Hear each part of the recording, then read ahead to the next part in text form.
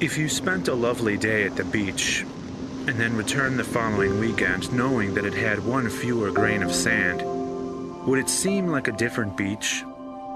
So too would the universe continue in its ways if humanity weren't here to witness it.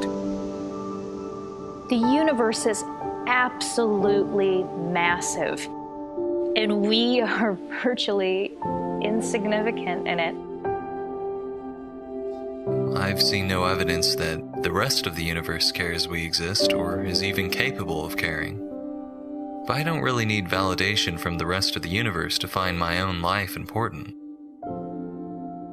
Why are you, and why was I, willing to sacrifice my humanity, sacrifice the sum total of human experience and interaction, the sum total of human knowledge, on the altar of a dream?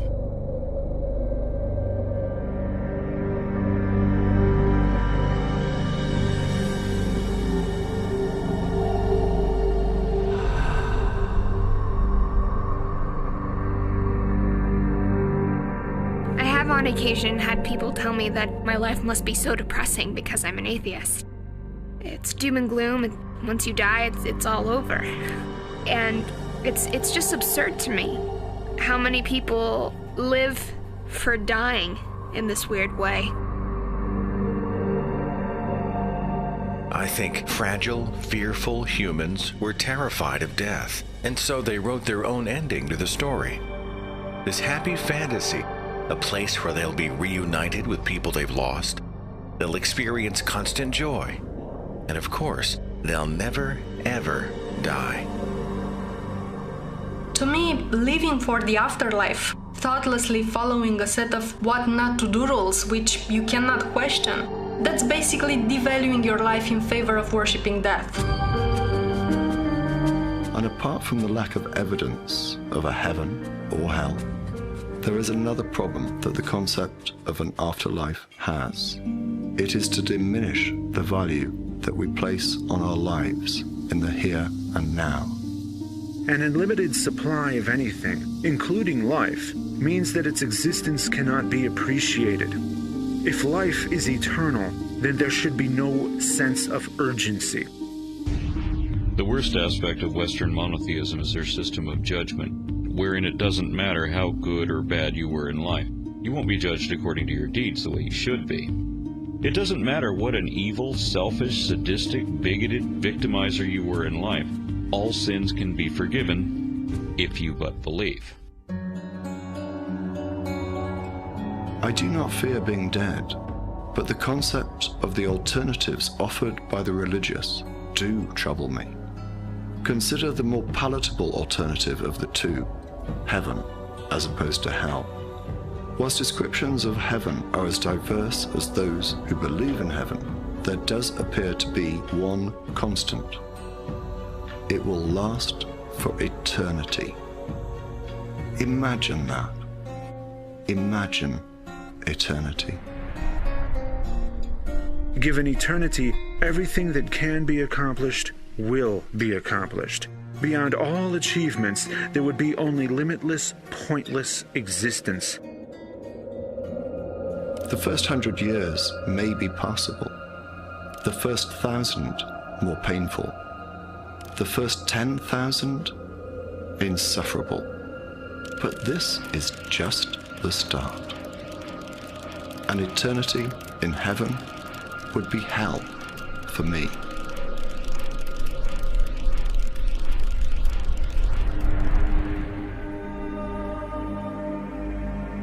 When I think about my own death, I used to feel scared, but I don't think I do anymore. I'm not afraid of being dead. After we die, we will not know the truth at that point. We will not know, wish, think, remember, dream, anything.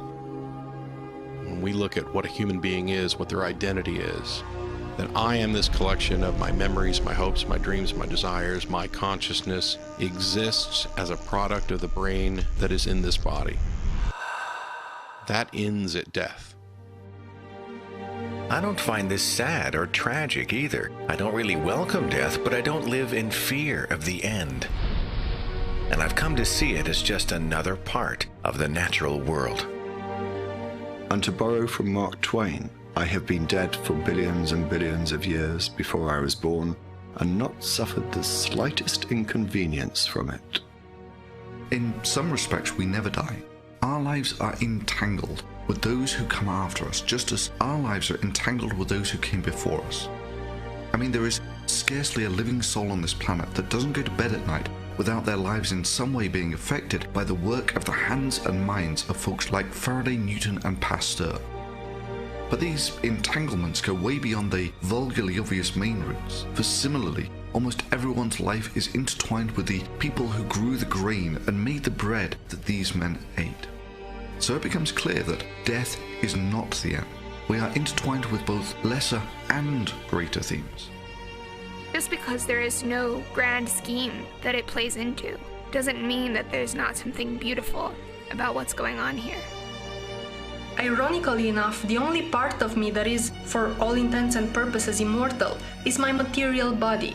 Because after I die, and after our sun dies, and after the planetary nebula it leaves behind fades away, every atom of me will be recycled back into the universe, ultimately becoming part of other planets and stars.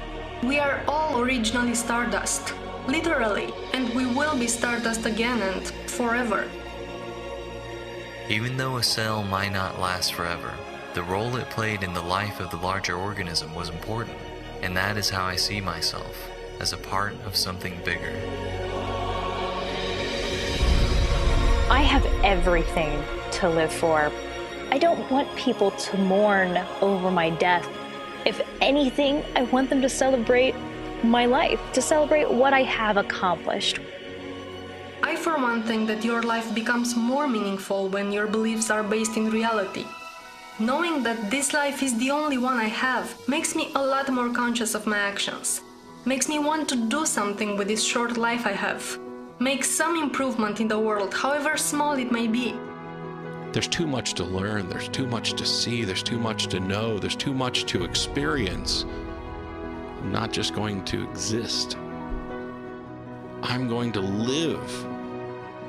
For the beauty that cannot be seen, for the honor of those whose shoulders we stand on, for the hope of those we aspire to become, and for the inspiration of those who will surpass our achievements. Life is a precious, brief, fragile, amazing thing. And instead of being so fixated on living after death, I want to truly live before it. And be thankful that against incredible odds, I was able to witness this particular part of the universe with my own eyes, firsthand.